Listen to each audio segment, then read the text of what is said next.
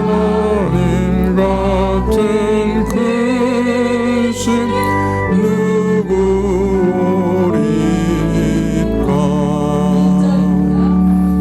내가 주 하나님께 의지심을 여호와 내게 귀를 기울이시라.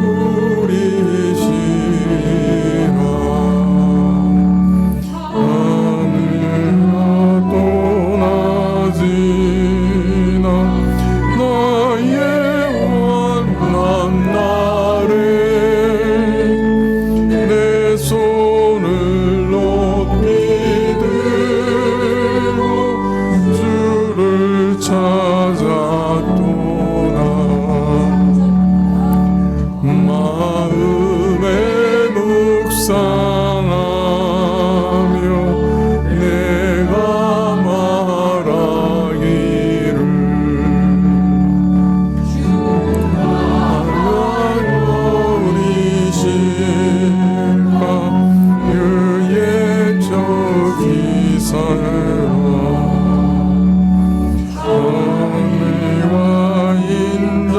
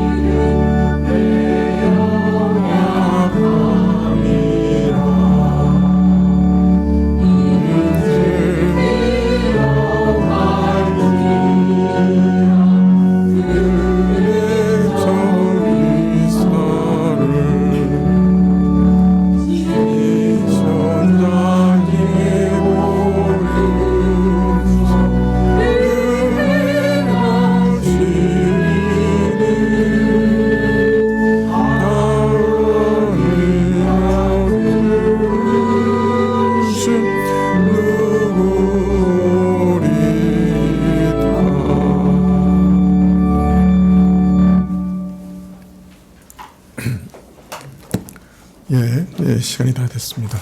다 같이 묵상기도 드리시겠습니다.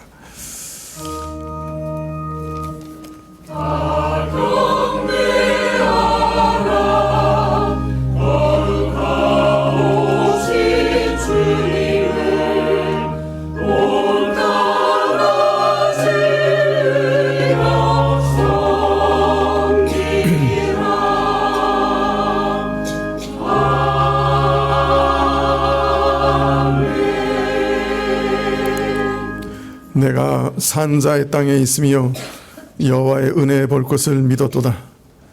너는 여호와를 바랄지어다. 강하고 담대하며 여호와를 바랄지어다.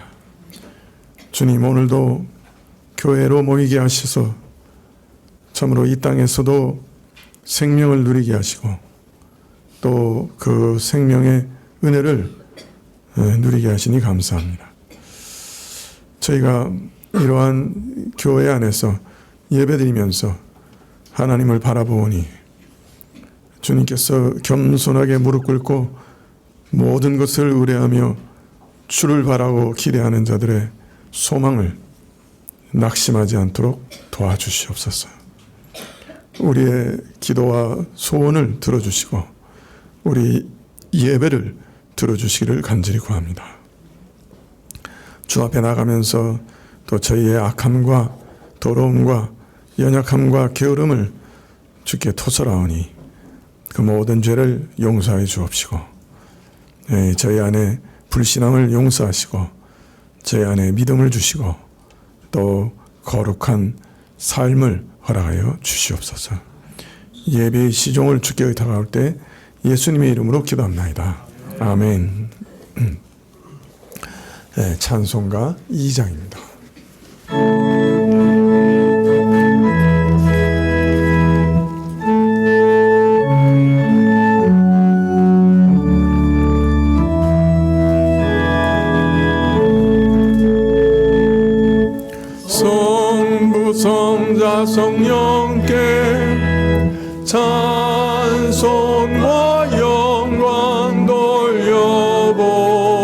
보내세 때초로 지금까지 또 영원 무궁토록 성삼 있게 영광 영광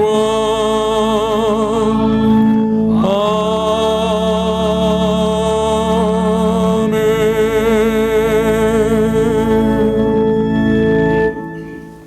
예, 이 교동문은 요한복음 10장 11절부터 16절입니다. 신약 163쪽입니다. 요한복음 10장 11절부터 16절, 신약 163쪽입니다. 나는 선한 목자라. 선한 목자는 양들을 위하여 목숨을 버리거니와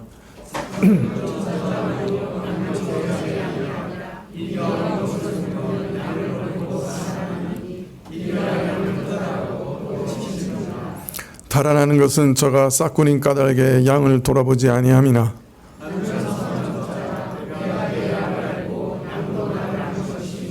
아버지께서 나를 아시고 내가 아버지를 아는 것 같으니 나는 양을 위하여 목숨을 버리노라. 또 우리에 들지 아니한 단연한 양들이 내게 있어 내가 인도하여야 할 터이니 저희도 내 음성을 듣고 한 무리가 되어 한 목자에게 있으리라. 아멘. 예. 사도신경으로 우리 신앙을 고백드리겠습니다. 전능하사 천지를 만드신 하나님 아버지를 내가 믿사오며 그 외아들 우리 주 예수 그리스도를 믿사오니 이는 성령타사 동정녀 마리아에게 나시고 본디오 빌라도에게 고난을 받으사 십자가에 못 박혀 죽으시고 장사함지 사흘 만에 죽은 자 가운데서 다시 살아나시며 하늘에 오르사 전능하신 하나님 우편에 앉아 계시다가 저리로서 산자와 죽은 자를 심판하러 오시리라. 성령 믿사오며 거룩한 공회와 성도가 서로 교통하는 것과 죄를 사하여 주시는 것과 몸이 다시 사는 것과 영원히 사는 것을 믿사옵나이다. 아멘. 예, 시편 찬송 90장입니다.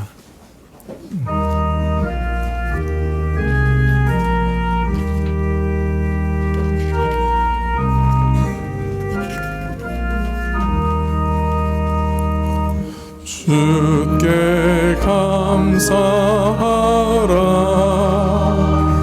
저는 선하시며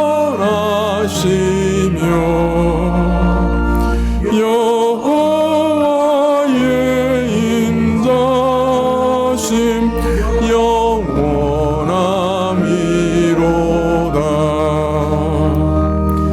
너희 이스라엘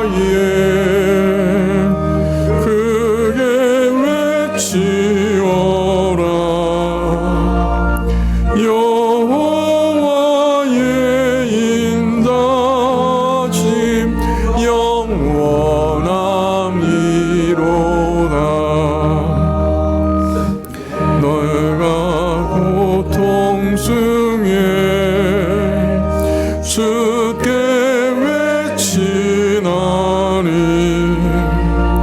주 내게 응답하시고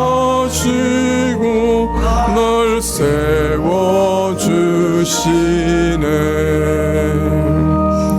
주 내 편이시니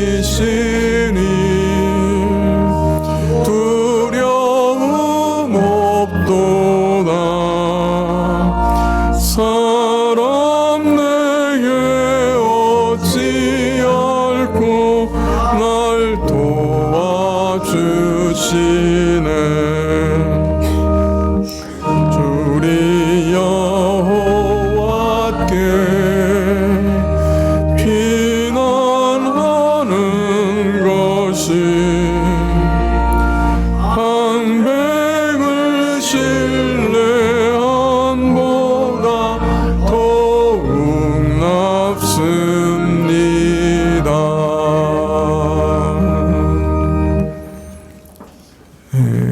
광고 말씀 봐주시면 좋겠는데요. 오늘 오후 예배 후에 정기 다회가 있겠습니다. 이번 주 토요일 오전 10시 10분에 여성도 기도회가 있겠습니다. 그리고 다음 주일 오후 예배는 통합 구역 모임으로 모이는 것 기억해 주십시오. 그리고 미국에서 우리 장준영 집사님 오셨어요. 잠깐 일어나시죠. 예, 우리 할인이도 온 거 아는데 할인이 어디 있냐? 다음 주에. 다음 주에. 자매도 다음 주에. 그러게 알겠습니다. 예, 반갑습니다. 예. 최영우 장로님은 우리 대표해서 기도해 주시겠습니다.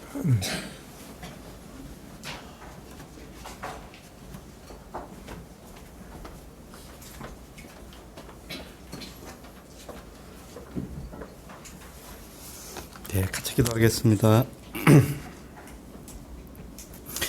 주님, 저희 한자리에 불러주셔서 감사하고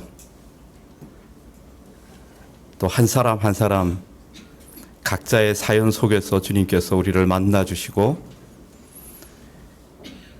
강한 힘으로 우리를 이끄시고 큰 권능으로 우리를 죽음에서 건져주시고 지금 살게 하신 것 감사합니다. 주님, 저희가 주님 앞에 예배의 자리로 나올 때에 주님께 간구하며 기도하는 마음이 있습니다. 주님 이 시간이 주님께서 열어주시는 시간이 되게 하여 주시고 하나님의 은혜가 쏟아지는 시간이 되게 하여 주시고 우리의 속에 있는 모든 연약한 것들, 바라는 것들, 그 속에 있는 깊은 고통이 정직하고 솔직하게 하나님의 존전에 드러나는 시간이 되게 하여 주시고 우리가 지극한 겸손과 겸비함으로 주님의 어미하신 앞에 나아가는 시간이 되게 하여 주시기를 간절히 소원합니다. 사랑하는 주님, 우리 인생에 찾아오셔서 우리의 삶의 모든 여정들이 하나님의 이야기가 되게 하신 것을 감사합니다. 하나님과 함께하는 삶의 이야기가 되게 하신 것 감사합니다. 주님, 각자에게 각자의 방식으로 하나님의 아름다운 이야기들을 써가시는 것 감사합니다. 주님, 우리는 그 모든 이야기의 흐름을 잘 알지 못하지만 주님의 선하심과 인자하심과 주님의 극한 아름다우심과 사랑을 신뢰하고 믿기에 주님, 우리가 소망과 믿음과 사랑 가운데 거합니다. 주님, 날마다 우리 가운데 은혜 허락하여 주셔서 이 땅 가운데 견고히 붙어 있게 하여 주시고 우리 가운데 하늘의 소망과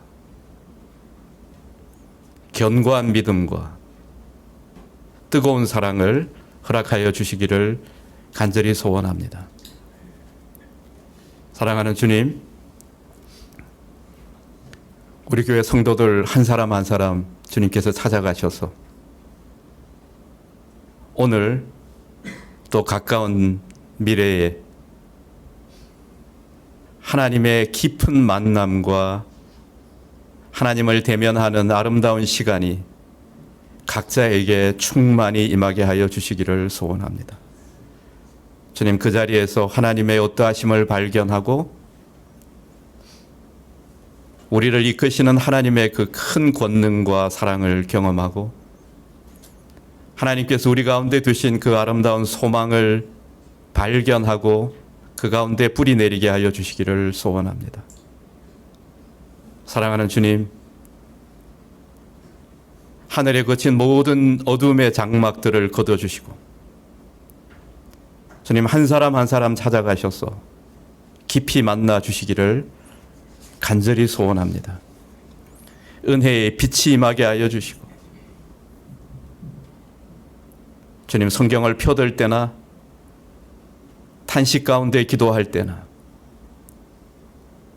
삶의 모든 언저리와 모퉁이마다 주님께서 나타나셔서 주님 붙드시고 새 말씀과 새 소망과 새 생명으로 함께하여 주시기를 간절히 소원합니다.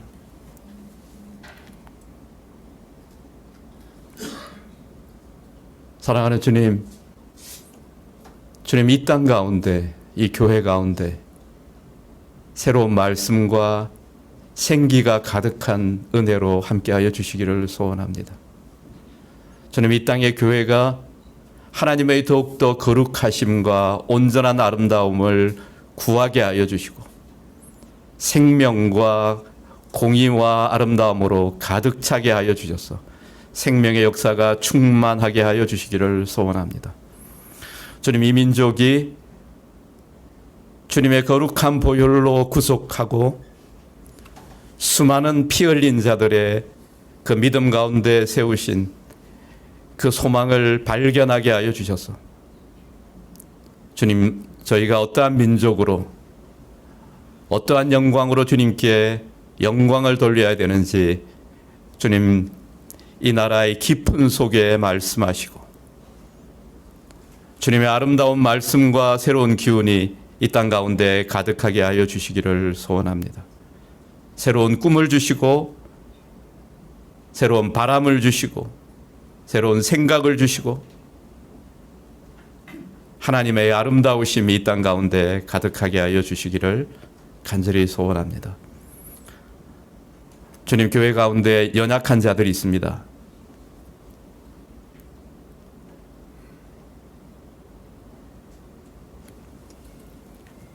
강건케 되기를 간절히 바라는 자들 있고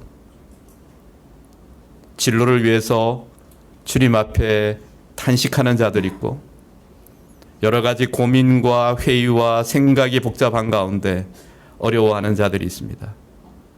주님 그들의 구원이 되어 주시기를 간절히 소원합니다. 주님 치유의 하나님으로 그들 가운데 임하셔서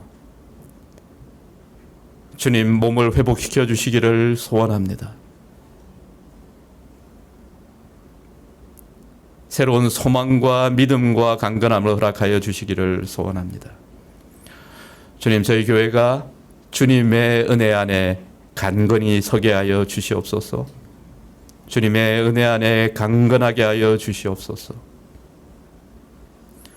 주님 예배에 나아갈 때마다 주님께서 우리와 함께 하실 것을 간구하고 기대하고 믿습니다. 주님 오늘 예배를 주님께서 받으시고 우리와 함께 하여 주시옵소서. 예수님의 이름으로 기도합니다.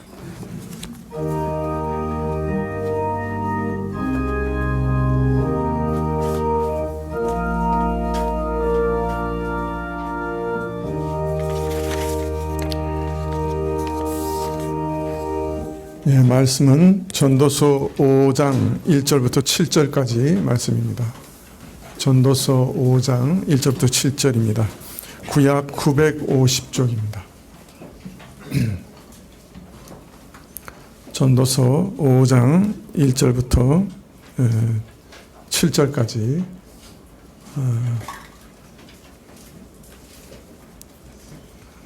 구약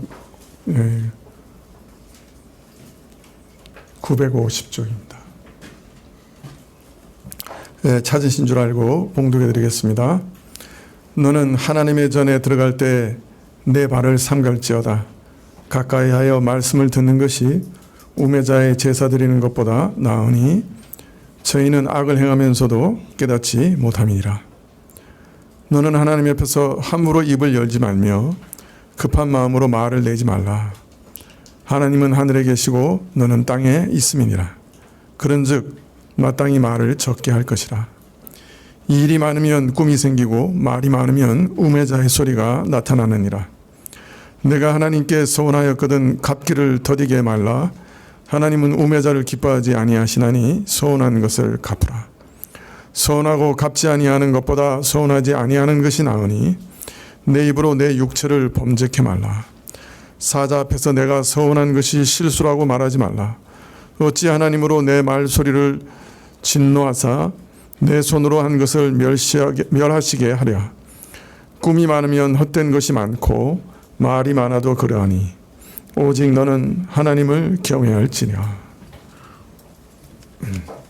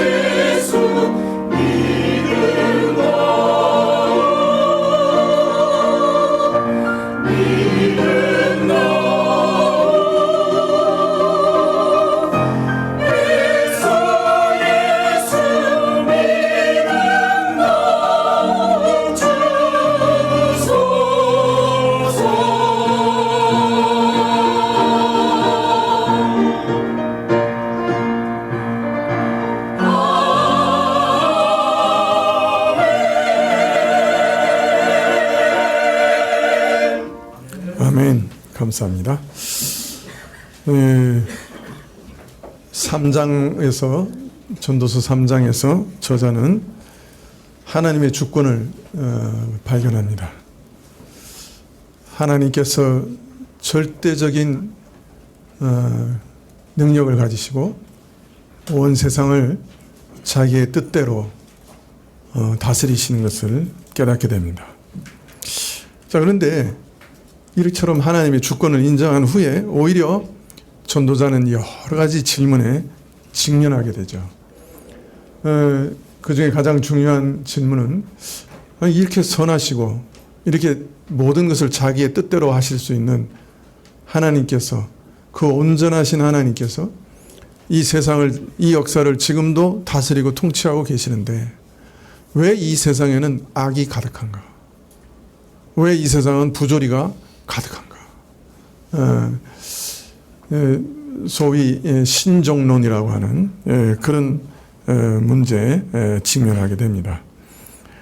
이어서 4장에서는 이러한 질문을 어떤 면에서는 이 우리가 살아가는 사회 공동체의 모습을 하나하나 드러내면서 구체적으로 또 질문하고 있다고 할 수 있습니다.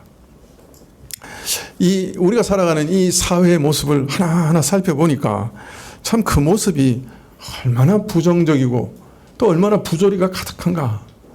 그저 헛된 삶을 우리는 이러한 사회 가운데 살아가게 되고 참 가치 없는 그런 삶을 살아가는구나. 탄식할 수밖에 없는 그런 사회라. 첫 번째로 이 사회의 모습은 폭력 사회라. 폭력이 가득하다. 근데 그 폭력이 누구로부터 주어지느냐? 권력자로부터 주어진다. 권력이 오용되고 남용되어서 연약한 자들을 돌아보고 도와줘야 되는 권력이 오히려 연약한 자들을 착취하는 권력이 되어서 정말 이 사회는 아비규환의 사회가 된다. 그래서 이 사회의 첫 번째 특징은 폭력 사회요, 또 약육강식의 사회다. 물론 사회마다 조금씩 질적인 차이, 정도의 차이는 있죠. 하나님이 주시는 그 일반 은총 아래서 어느 정도 법적인 체계가 잘 갖추어져서 어느 정도 보호받는 그런 사회도 있지만은 또 참 이 약육강식의 사회, 폭력 사회가 극에 이르는 그런 사회도 많이 있죠. 사실 소련의 스탈린이 정권을 잡았을 때 자기 나라 백성을 그죠? 반동분자라고 해서 죽인 사람이 거의 3천만 명이 넘어. 3천만 명이. 그거는 그냥 얘기가 아니라 그 나중에 스탈린 이후에 그 공포정치에 대한 보고서를 공산당 안에서 채택했는데 그 보고서 안에서 고백하는 게 3천만에서 4천만 정도 죽었다. 그렇게 얘기하고. 그게 국가 폭력이 그 사람을 죽일 때 그런 무서운 일들이 일어나는 거죠.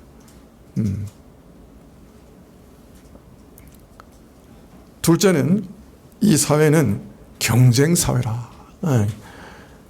남을 섬기기 위해 주어진 일의 목적이 그 목적을 잃어버리고 이기적인 욕망과 이기적인 삶의 목적을 성취하는 것, 그것을 추구하는 것이 되어버리고, 그래서 사회에서 일하는 사람들의 가장 깊은 동기는 그저 남보다 뛰어나려는 경쟁의식밖에, 남보다 더 많이 가지려고 하는, 남을 시기하는 그 시기심밖에 없는 거예요. 그래서 참 이 사회의 또 다른 모습을 보니까 경쟁밖에 남지 않은, 시기심과 경쟁의식밖에 없는 그런 사회라. 셋째는 저홀로 사회라. 개인주의 사회라. 일의 동기가 시기심과 경쟁의식밖에 남지 않았기 때문에 남지 않은 것은 바로 인간 사회의 뿌리 깊은 분열의 그 원인이 있다고 얘기합니다. 서로에 대한 사랑이 없어지고 서로 분열되고 저홀로 살고 있기 때문에 그에게는 곁을 둘 두 번째 사람이 없기 때문에 서로의 사랑이 없어지고 분열되고 홀로 살고, 그래서 이 사회는 고독한 사회, 저홀로 사회, 그래서 개인주의 사회라 그렇게 말하고 있습니다. 현대인들의 특징에 대해서, 현대인들의 고독에 대해서 많이 말하지만은 기원전 1000년경에 이미 솔로몬은 이 사회의 본질을 이렇게 간파하고 있어요. 외로운 사회라. 넷째는 불신 사회라. 이처럼 인간 사회의 분열이 되고 서로에 대한 경쟁만 남아 있는 것은 왜 그러냐? 서로에 대한 불신 때문이라. 왜 서로 불신하느냐? 신의가 사라졌기 때문에, 서로에 대한 믿음이 사라졌기 때문에, 거짓과 변덕이 난무하기 때문에 상호 신뢰라고 하는 것이 불가능하게 되었다. 그 예를 그저 민심이 얼마나 잘 바뀌는가. 그것에 대해서 예를 들어 설명하고 있죠. 그래서 이 사회를 보니까 인간과 인간관계가 다 뒤틀려 있는 거예요. 폭력, 시기심, 개인주의, 불신, 이런 것이 가득한 사회가. 그러니까 이런 사회 속에서 살아가는데 우리가 어떻게 참 행복과 기쁨을 누릴 수 있겠어요? 우리 외적인 환경도 사실은 참 어려운 거예요. 근데 더 무서운 거는 이런 사회가 솔로몬이 3000년 전에 설파한 대로 본질이 하나도 변하고 있지 않다는 거예요. 그 본질 그대로라. 자, 오늘 5장부터는 이제 조금 다른 얘기를 시작해요. 근데 먼저 5장 1절에 이렇게 얘기합니다. 너는 하나님의 전에 들어갈 때 내 발을 삼갈지어다. 가까이 하여 말씀을 듣는 것이 우매자의 제사 드리는 것보다 나으니 저희는 악을 행하면서도 깨닫지 못함이니라. 자, 하나님의 전에 들어갈 때, 예배하러 하나님 궁전에 들어갈 때 내 발을 삼가라. 제사 드리는 것보다 가까이 나가서 귀를 기울이도록 노력해라. 자, 이런 말씀은 무엇에 대한 말씀입니까? 여기서 말씀하는 것은 지금까지는 뭐에 대해서 얘기한 거예요? 이 사회의 모습에 대해서, 이 땅의 모습에 대해서 얘기했죠. 그것은 다른 말로 말하면 사람과의 관계에 대해서 얘기한 거죠. 지금까지는. 근데 지금 5장 1절에는 그 방향이 살짝 달라졌어요. 누구하고 누구의 관계에 대해서 얘기하는 거예요? 예? 하나님과 사람의 관계에 대해서 말하기 시작하는 거예요.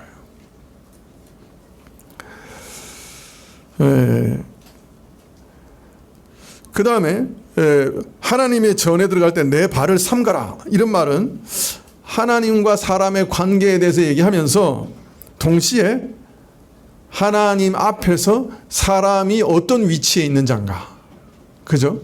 사람의 위치에 대해서 또 지금 얘기하고 있습니다. 앞에서 인간이 그 이웃과 함께 살아가는 이 사회의 모습을 살펴보면은 한마디로 비정상적이에요. 부조리가 가득해. 불의와 폭력이 난무하고 시기심과 경쟁의식, 그리고 극한 개인주의와 불신이 난무해요. 자, 그런데 이런 모습 가운데, 이런 현실 가운데 하나님과 인간과의 관계는 또 어떠한가? 5장 1절부터 말씀하고 계시는 거죠. 자, 먼저 하나님 앞에서 인간은 어떠해야 되는가? 그 올바른 자세에 대해서 얘기합니다. 너 그 발을 삼가야 돼. 그 앞에 자세 가다듬어야 돼. 그 말이죠. 그 앞에 설 때, 인간은 하나님 앞에 설 때 조심해야 할 위치에 있는 자다. 그걸 얘기하고 계시죠.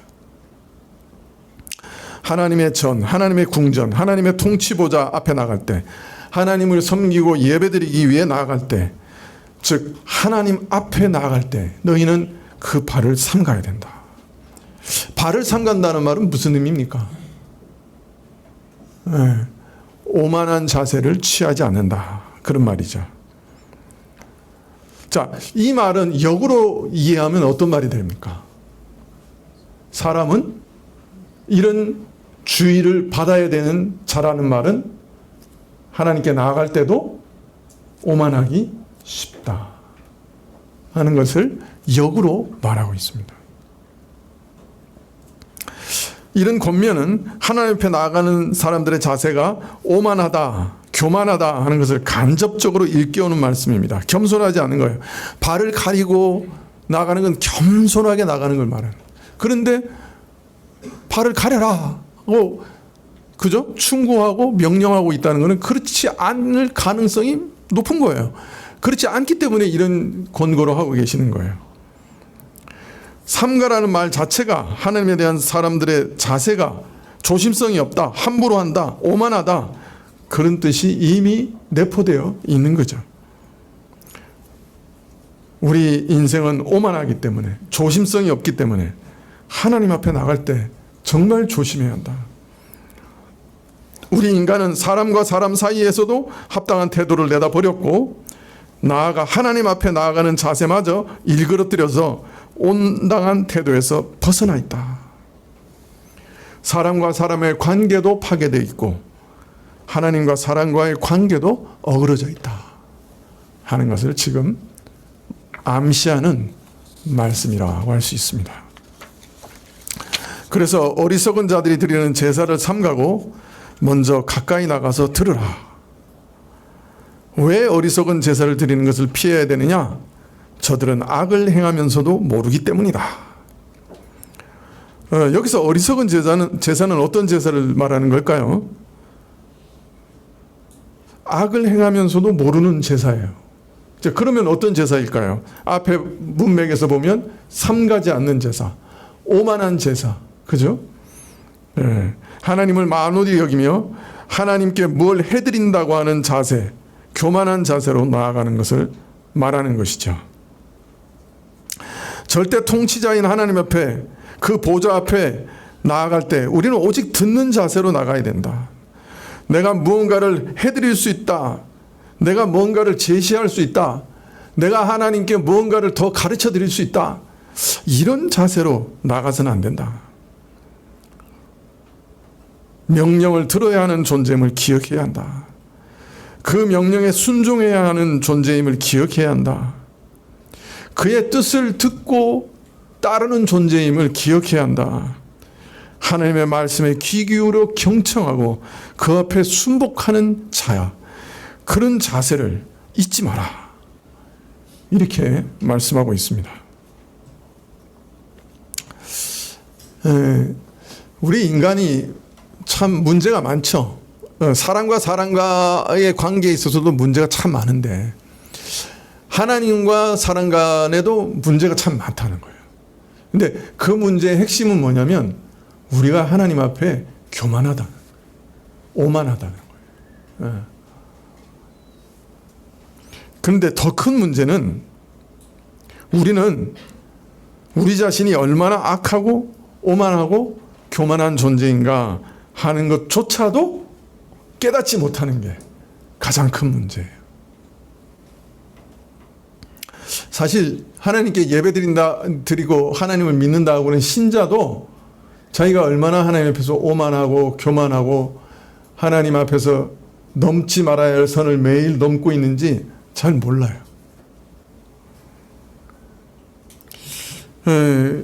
그나마 우리가 우리 죄를 비교적 깨닫게 되는 경우는 사실 하나님 앞에 예배드리기 위해서 엎드릴 때, 또 기도드리기 위해서 하나님께 엎드릴 때, 또는 기도하는 도중에 종종 우리 죄를 발견해요.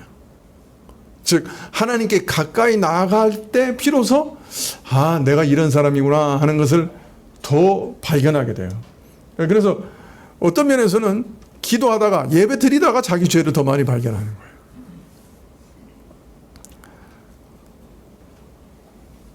이런 모습은 평소에는 우리 자신에 대해서 잘 모른다. 하나님에 대해서 내가 어떤 태도를 취하고 살아가고 있는지 잘 의식하지 못한다 하는 것을 보여주는 한 예라고 할 수 있습니다. 하나님께 가까이 나갈 때만, 하나님의 영광에 가까이 나갈 때만 비로소 내가 조금 아는 거예요. 내가 이런 존재구나. 그렇다면 평소에 살아갈 때는 우리는 정말 모르지만은 우리 정말 하나님 앞에서 교만하게, 오만하게 살아가기 참 쉬운 거죠. 우리는 종종 우리가 생각하는 의도와, 즉 바깥으로 내가 내 보이고 있는 대의명분과 내가 진짜 원하는 의도가 다를 수 있다는 사실도 파악하지는 못합니다.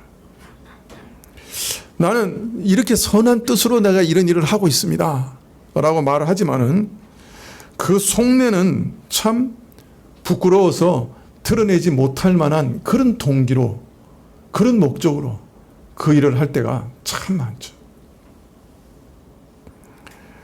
내가 생각하는 내 모습하고 실제 내 모습, 하나님이 지금 보고 계시는 내 모습이 정령 다룰 수 있다고 하는 것을 우리는 잘 모릅니다.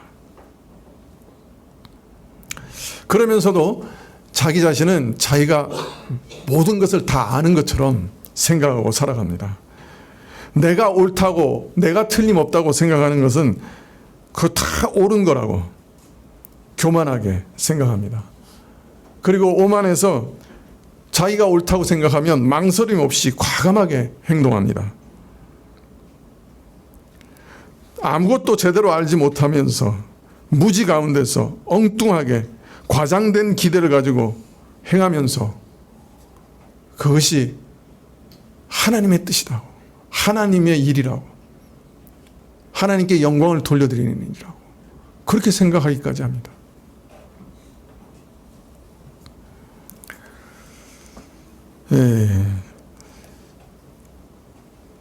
저는 안 그런데요. 그렇게 생각하실지 모르지만 사실 한번 생각해 보세요. 우리 중에 그래도 나는 다른 사람보다는 좀 낫지 라고 생각하지 않으시는 분,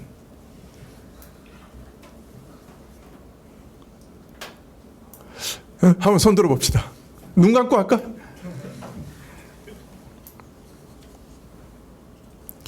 내가 그래도 다른 사람보다는 선하게 살지, 난 그래도 쟤네들보다는 좀 낫지. 왜 손을 하나도 안 들죠? 저만 계속 들고 있는 거예요, 그냥?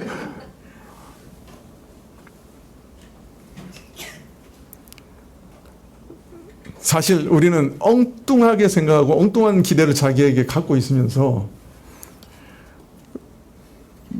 잘 모르는 거죠. 무엇이든지 다 알고 내가 최고고 무엇이든지 할 수 있는 존재처럼 그렇게 망상 속에서 살아가는 거죠. 엉뚱한 기대를 가지고 살아가는 거죠. 그것이 가끔 의식 속에서 표면 위로 올라오는 게 바로 그거예요. 내가 저 사람보단 낫지. 저도 보면 내가 다른 목사보단 낫지. 그렇게 생각하고 살아가요. 엉뚱한 생각인데 하나님 보시기에는 절대로 그렇게 안 보실 텐데.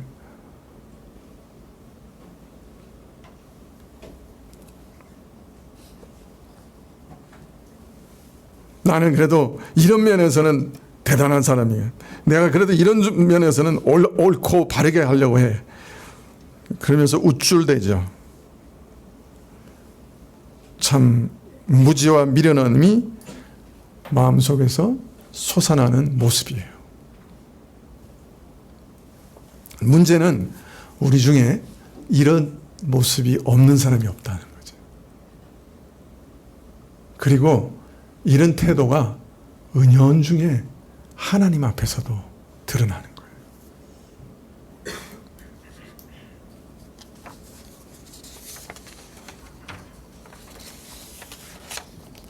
이런 자들을 내게 전도자는 이렇게 경계합니다. 5장 2절에 너는 하나님 앞에서 함부로 입을 열지 말며 극한 마음으로 말을 내지 말라. 하늘은 하늘에 계시고 하나님은 하늘에 계시고 너는 땅에 있음이니라. 그런즉 마땅히 말을 적게 할 것이니라. 먼저 너는 하나님 앞에서 함부로 입을 열지 말며 급한 마음으로 말을 내지 말라 하십니다. 하나님 앞에서 말을 낸다는 뜻이 뭡니까? 앞에서는 가까이 가서 말씀을 들으라, 경청하라 그렇게 말씀하셨는데 그 태도하고 반대되는 태도죠. 입을 열어 말한다고 하는 것은 내 생각과 뜻을 드러내는 것이죠. 들으려고 하는 것은 하나님의 뜻을 수용하려는 자세고, 입을 열어 내가 말한다고 하는 것은 내 뜻을 드러내려는 자세입니다. 그런데 자신의 뜻을 하나님께 드러내어 알릴 때 함부로 입을 열지 말고 급한 마음으로 성급하게 말하지 말라 이렇게 경계합니다. 왜 그렇게 해야 되느냐? 이유를 말하기를 하나님은 하늘에 계시고 너는 땅 위에 있기 때문이라. 하나님은 하늘에 계신다. 이 말이 뭡니까? 땅의 영역을 초월하여 계신 초월자시고 너는 땅 위에서 살아가는 존재, 피조물에 불과하다. 하나님과 인간의 무한한 질적 차이를 말씀하시는 것이죠. 하나님은 만물을 만드셨지만은 만물 안에 계시지 않습니다. 만물 위에 높이 계십니다. 그 하나님 앞에 우리 인간은 땅에 속한 자고 부패하고 거짓된 죄인이고 어떤 면에서는 버러지같이 이 땅에서 기어다니는 존재입니다. 따라서 그 앞에 마땅히 내가 어떤 존재가 되어야 하는가? 내 뜻을 관철하기, 내 주장을 하나님께 내세우고 하나님께서 내 뜻을 따라 행해야 된다고 말하기 이전에 오히려 말을 줄이고 하나님의 뜻을 경청하는 것이 마땅하다. 자, 하나님은 하늘에 계시고 너는 땅에 있다. 어떤 면에서 너무 당연한 말이죠. 근데 왜 이것을 굳이 이 말씀 가운데 밝히십니까? 사람의 오만과 교만이 얼마나 도를 넘었는지 마치 하늘에 계신 그 하나님 앞에서 자기가 하나님인 것처럼 하나님과 대등한 것처럼 하나님께 대들고 하나님께 맘먹으려 하는 그런 태도를 가지고 있다는 거예요. 기막힌 인간의 오만이 이 정도에 이르기 때문에 그것을 일깨우려고, 네가 지금 누군가 하는 걸 일깨우려고 하나님은 하늘에 계시고 너는 땅에 있다. 하나님은 초월자로서 모든 것 위에 뛰어나 계시고 너는 땅의 벌레 같은 자다. 그렇게 지금 가르치고 계신 거예요. 사실 누구 말하지 않아도 저 자신 안에서도 이런 기가 막힌 모습을 많이 봅니다. 기도하면서 하나님 내 뜻대로 기도 응답해 주지 않으신다고 뿔퉁거린 적이 한두 번인가? 하나님이 가장 지혜로우신 분인데 그 아무것도 알지 못하면서 무엇이 참 지혜인지 참으로 알지 못하면서 왜 내 뜻대로 기도에 응답해 주지 않으시냐고 원망한 적이 한두 번이 아니죠. 하나님, 이거 이렇게 하는 게 마땅하지 않습니까? 하나님께 따진 적이 또 얼마나 많은지. 왜 이렇습니까? 왜 저렇습니까? 하나님, 이러식입니까? 아니, 하나님 목회를 하라 그러셨으면 좀 도와주셔야 되잖아요. 이런 망령된 말을 할 때가 있고, 또 하나님 이것 갖고 싶어요, 저것 갖고 싶어요, 저랬으면 좋겠어요, 이랬으면 좋겠어요. 내 기도의 99%가 하나님의 뜻과는 상관없이 내 뜻과 욕심을 내세우는 경우가 참 대부분이라.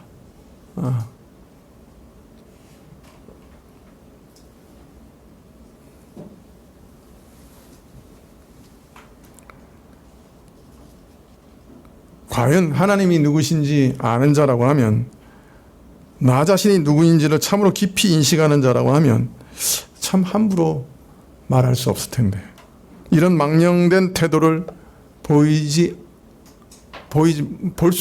수 없을 텐데, 저 자신도 제 안에 이런 모습을 보고 깜짝깜짝 놀랄 때가 많습니다. 물론 우리는요, 하나님을 전적으로 의존하며 사는 존재예요. 하나님으로부터 오는 은혜가 있어야만 살 수 있어요.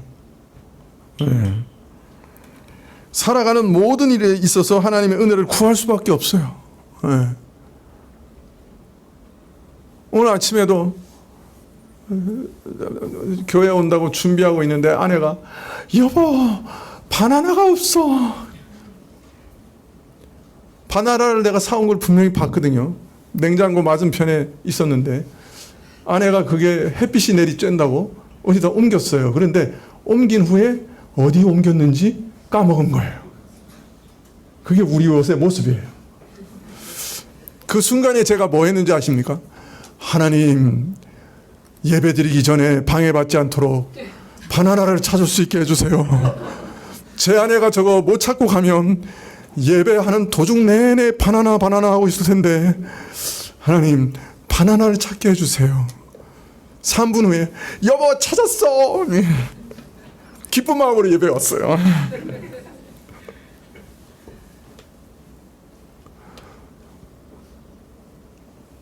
여러분, 우리가 정말 아주 작은 것부터 큰 것까지 하나님의 은혜 없이, 하나님의 도우심 없이 못 살아요. 그냥 기도해야 돼요. 하나님께서 선물로 모든 걸 주셔야, 허락해 주셔야 살아가는 거예요. 나를 붙들어 주셔야 나가 믿음도 유지하는 거예요. 그의 도심과 은혜를 구해야 돼요.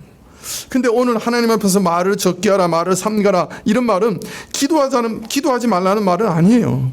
다만 기도할 때 내 뜻을, 내가 원하는 것을, 내가 기뻐하는 것을 우선적으로 내세우고 고집하지 말고, 기도하면서 하나님의 뜻이 무엇인지, 하나님이 기뻐하시고 원하시는 것이 무엇인지 기도 가운데서 찾고 구하라는 말이에요. 여러분, 내 뜻이 이루어지는 것이 내게 정말 좋은 일인가요? 아니에요. 하나님의 선하신 뜻이 이루어지는 게 내 인생에 최고로 좋은 거예요. 그래서 기도를 마칠 때 우리 꼭 이 기도 하잖아요. 내 뜻대로 마시고 주의 뜻대로 하옵소서. 겸손히 아뢰잖아요. 오늘 말씀은 기도하지 말라는 말씀은 아닙니다. 그러나 기도가 달라져야 돼요. 사실 기도는 어떤 면에서는 이 일에 있어서 하나님의 최고의 선하신 뜻이 무엇인지 찾아가는 과정이기도 해요. 하나님 앞에서 말을 적게 할 필요가 있는 것은 5장 3절에 일이 많으면 꿈이 생기고 말이 많으면 우매자의 소리가 나타나기 때문이다. 걱정이 많으면 꿈이 많아지고 말이 많으면 어리석인 소리가 많아진다. 아마 그 당시 격언인 것 같은데요. 사람이 이것저것 하려고 골몰하게 애를 쓰다 보면 헛된 꿈을 많이 꾸게 되고, 내가 이것하고 저것도 하리라 하면서 마치 자기가 다 할 수 있는 것처럼 말을 내다 보면 부패한 성품이 자기도 모르게 발동해서 자신이 감당할 수 없는 말들을, 자기 분수를 넘는 미련한 말들을 하게 된다. 여러분, 선거철만 되면 내가 이렇게 하겠습니다, 저렇게 하겠습니다 하는 수많은 얘기들을 듣게 되죠. 약속들을 듣게 되죠. 그런데 그분들 약속 다 됐으면 지금 우리나라는 지상낙원 됐어요. 그죠? 사실은 그분들의 하고자 하는 일과 정반대되는 일들이 더 많이 일어난 것을 우리가 알죠. 우리 일이 이렇게 허망한 거예요. 자기가 한 말도 감당할 능력이 없는 게 우리예요. 내가 이거 반드시 이루겠습니다. 어떻게 이룹니까? 능력이 없는데, 지혜가 없는데.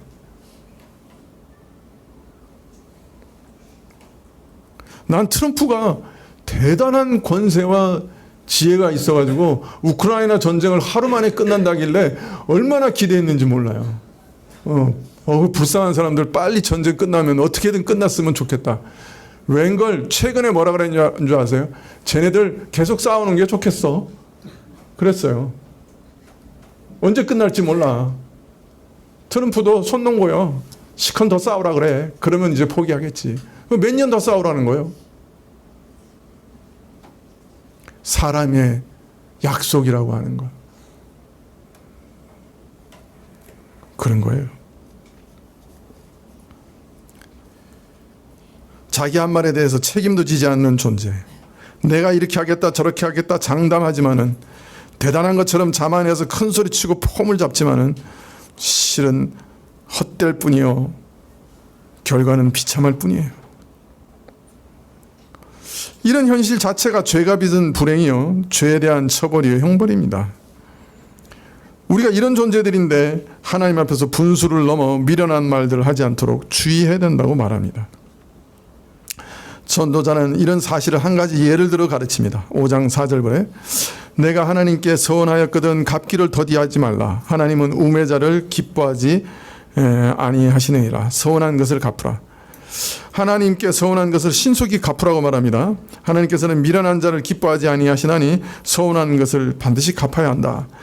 서원하고서도 갚지 않는 그런 불성실한 태도를 기뻐하지 아니하신다. 하나님을 만홀히 여기는 이런 행동에 대해서 반드시 책임을 물으시니 서운하고도 갚지 않는 미련한 일을 하지 마라. 5절에 서운하고 갚지 아니하는 것보다 서운하지 아니하는 것이 낫다. 서운하는 것은 매우 심각한 일이야 엄중한 책임이 따르는 일이기 때문에 서운하고도 갚지 않은 일을 하는 것보다 아예 서운하지 않는 것이 낫다. 6절에 내 입으로 내 육체를 범죄케 말라. 사자 앞에서 내가 서운한 것이 실수라고 말하지 말라. 어찌 하나님으로 내 말소리를 진노하사 내 손으로 한 것을 멸하게 하랴. 대묻기를 어찌 내 자신의 입으로 한 말로써 내 육신으로 범죄케 하려 하느냐. 서운을 하고서 갚지 못할 때 하나님의 대리자인 사자 앞에서 그때는 제가 제정신 아니었습니다 변명해도 소용없다. 책임을 면할 수 있겠느냐. 어찌하여 내가 성급하게 낸 말로 인해 하나님께서 진노하사 내 손으로 이룬 일들을 다 멸하게 하시겠느냐. 여러분, 이 말씀의 참뜻이 뭐죠? 일체 서운하지 말라는 얘기인가요? 하긴 우리나라 교회에서 하는 서원하면 안 돼요. 대부분의 교회에서 서원이라고 하는 거는 뭔가 내가 이루고 싶은데 하나님께 내드릴 게 없는 거야.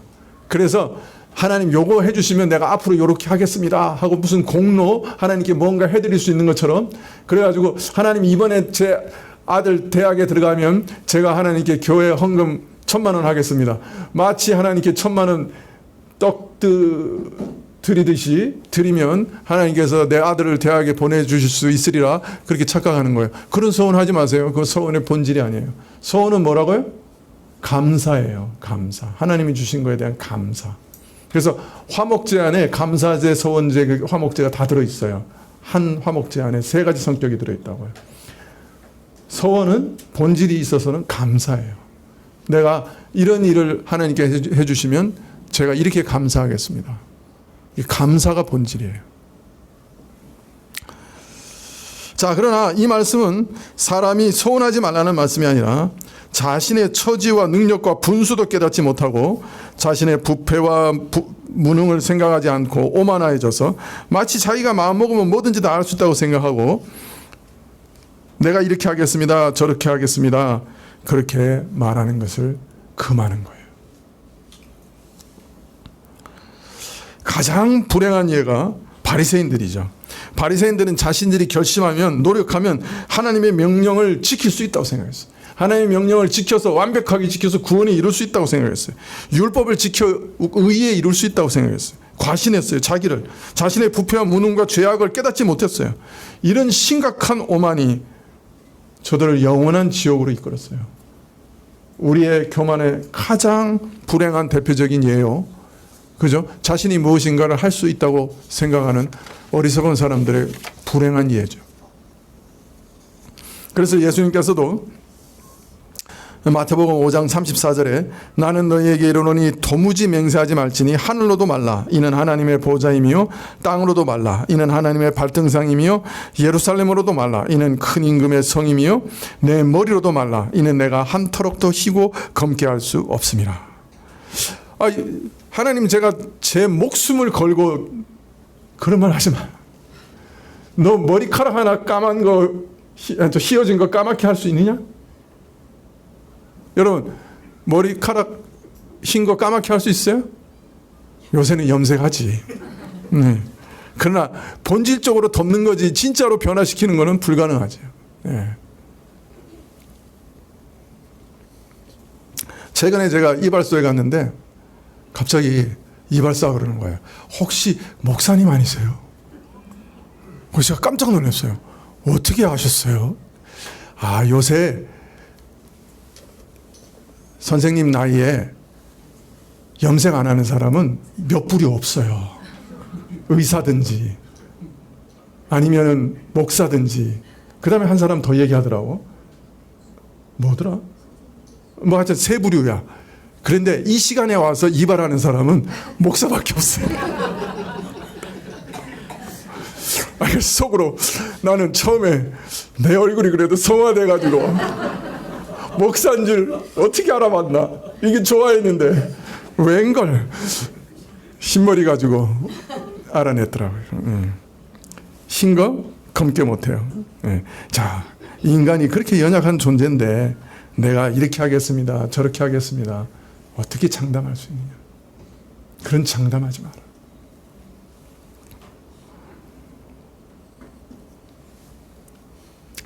그래서 다시 권고하기를 전도서 5장 7절에 꿈이 많으면 헛된 것이 많고 말이 많아도 그러하니 오직 너는 하나님을 경외하라. 네. 내 스스로 이렇게 하겠다 저렇게 하겠다 장담하는 대신에 오직 하나님 앞에 경외하고 하나님을 두려워하면서 내 합당한 위치와 분수와 본분을 지켜라. 그렇게 말합니다. 근데 이 말씀은 사실은 사람은 사람과의 관계뿐만 아니라 하나님과의 관계에서도 그 위치와 분수와 본분을 어떻게 한다는 거예요? 네? 어긴다는 거예요. 이탈한다는 거예요. 교만해졌다는 거예요. 네, 여러분 우리가 스스로 좀 돌아볼 필요가 있습니다. 하나님의 은혜가 참 많습니다만 그 중에 가장 귀한 은혜는 내가 누군지 아는 은혜입니다. 그래서 하나님 앞에서 겸손해지는 은혜입니다. 왜 우리가 예수님을 안 믿습니까?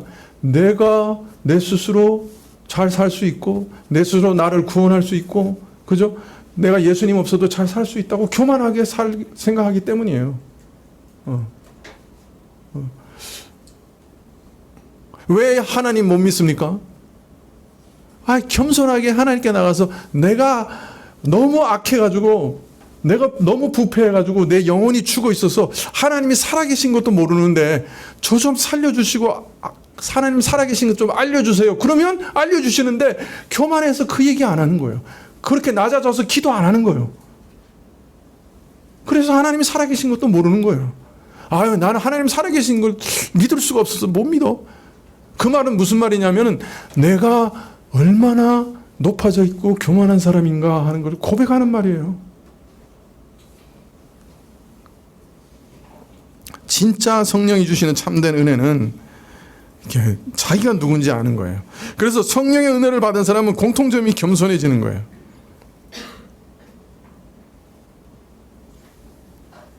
자기가 노력해서 받을만 해서 받았으면 겸손할 필요가 없죠. 내가 노력해서 이만큼 받았어. 그러나 은혜로 받은 것, 자기가 받을 자격이 없는데 받은 사람들은 겸손할 수밖에 없어요. 내가 정말 구원하고는 관계없는 그런 사람인데 정말 하나님이 은혜로 내게 구원을 주셨습니다. 자, 그런데 오늘 갑자기 사람들이 옆에서 자꾸 이렇게 얘기하는 거예요. 참 은혜 받은 사람이야. 당신은 축복 많이 받았어. 당신 정말 대단한 사람이야. 그러니까 자꾸 높아지고 교만해지고 고개가 뻣뻣해지는 거예요. 이렇게 되면 은혜가 사라집니다. 정상적인 믿음의 상태에 있는 사람들은 그렇게 할 수 없어요. 자꾸 더 겸손해져요.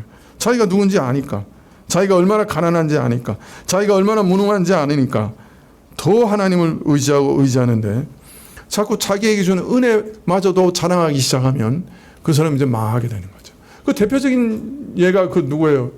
신앙촌 만들었던 박태선 장로. 이 사람 장로인데도 여의도에서 설교하면 앞에서 목사님들이 막 무릎 꿇고 들었어.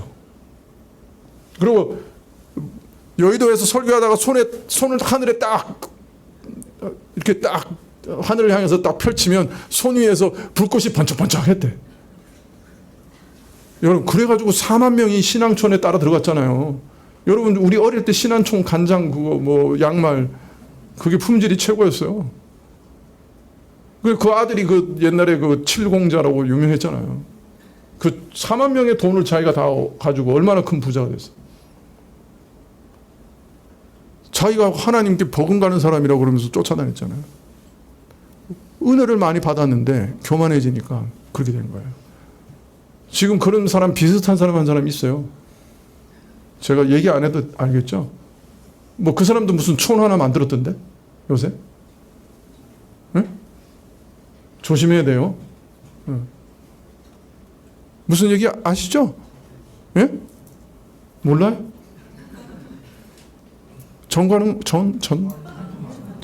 나 이름도 몰라잖아.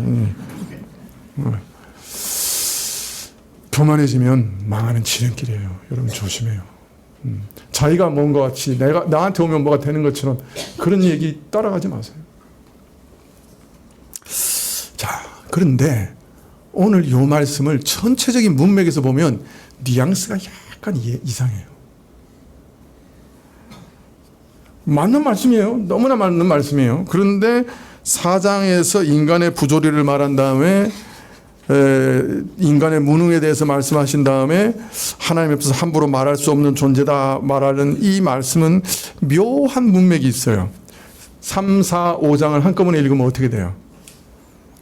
자, 사람과 사람과의 관계가 다 망가졌고 사람이 하나님 앞에서 교만한 것도 맞아요. 자, 그런데 이런 사실이 누구 책임입니까? 라고 하는 묘한 뉘앙스가 여기 있어요. 왜? 사람이 하나님은 전능하신 분이고 하늘에 계신 분이고 사람은 함부로 하나님께 나갈 수 없는 존재인데, 그죠? 그런 존재 또 하나님은 그런 분인데 그런 분이 이 세상을 다스리는 모습이 왜 이 모양 이 꼴입니까? 라는 아주 묘한 뉘앙스가 밑바닥에 깔려 있어요. 이게 3장, 4장, 5장을 같이 읽으면. 그죠? 아주 분명하게 올바른 말씀을 하신 거예요. 인간이 하나님에서 올바른 태도를 취해야 되는 건 분명한 말씀이에요.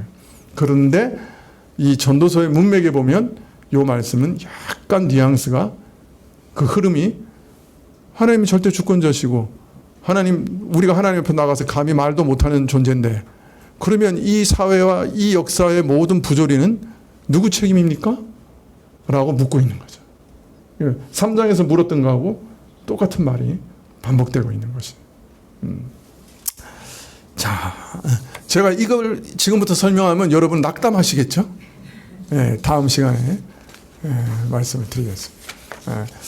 이 질문에 대해서 조금 답하고 그 다음에 6장을, 5장을 계속해서 읽어보겠습니다. 기도하시지요.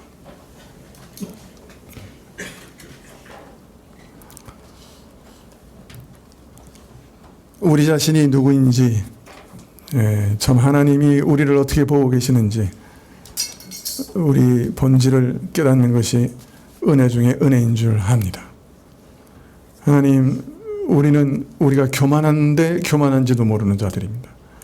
정말 하나님 앞에 매우 오만한데 오만한지도 모르는 자들입니다. 하나님께서 크신 은혜를 베풀어 주셔서 우리의 무능과 우리의 한계와 우리 인생이 이 땅에서 하나님 없이는 살아갈 수 없는 존재라는 것을, 아니 하나님 없이는 그 나라에 갈 수 없는 존재라는 것을, 하나님 없이는 우리 영혼의 구원을 얻을 수 없는 존재라는 것을 깊이 깨닫게 하시고 늘 겸손하게 모든 일을 하나님께 구할 수 있는 겸손함을 우리에게 허락해 주십시오. 예수님의 이름으로 기도합나이다. 아멘. 41장 찬송하시겠습니다.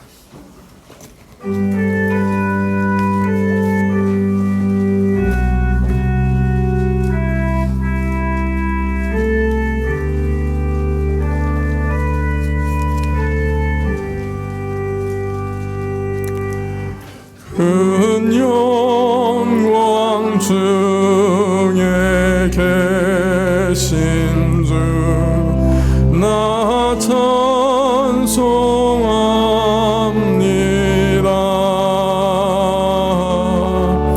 영원히 계신 주 이름 나 찬송합니다.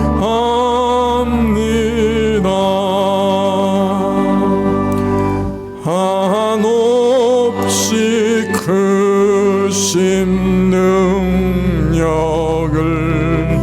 나 찬송합니다.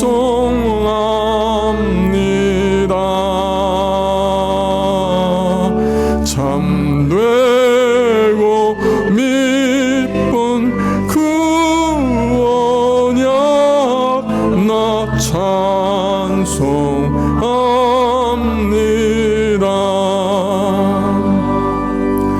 온 천지 창조하시던 그 말씀 힘이 있어 영원히 변치 않는 주를 나 믿사옵니다.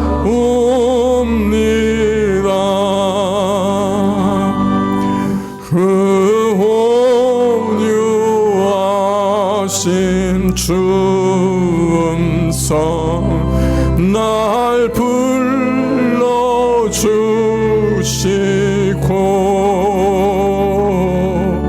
그 품에 품어주시니 나 찬송합니다.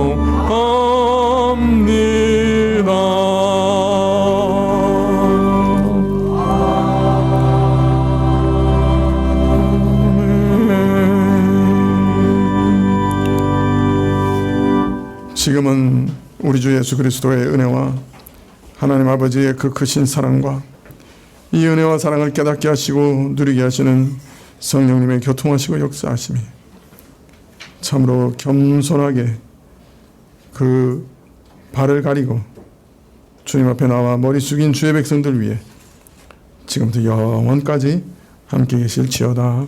아멘.